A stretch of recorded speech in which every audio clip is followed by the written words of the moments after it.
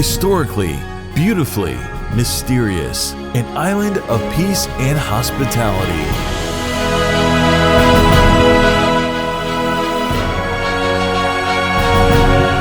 Zanzibar.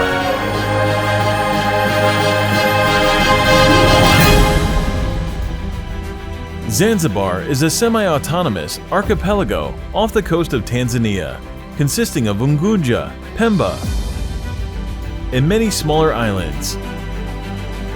Stone Town is a city of prominent historical artistic importance in East Africa. Its architecture, mostly dating back to the 19th century, reflects the diverse influences underlying the Swahili culture.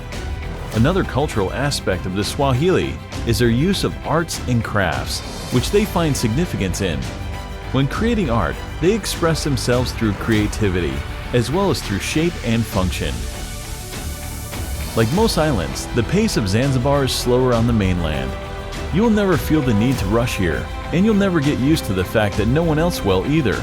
Pole pole means slowly slowly, and you'll hear it frequently as you'll hear Hakuna Matata.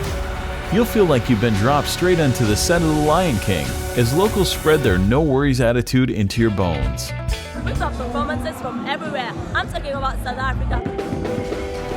Every February for the past decade, the island of Zanzibar has hosted East Africa's best loved and now longest music festival in East Africa, Sauti za Busara, Sounds of Wisdom.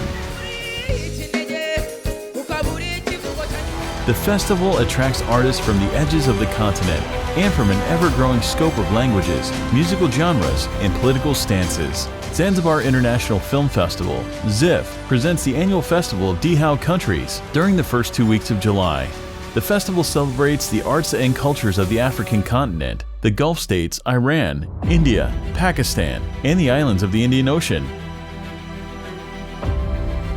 Spices from Zanzibar are famous around the world, and a holiday to Zanzibar would be incomplete without the visit to the spice plantations. The spice tours are actually quite informative and good value. Spice tour is probably the best way of seeing the countryside and meeting members of rural communities. Any authorized guide or tour company can arrange a spice tour for you.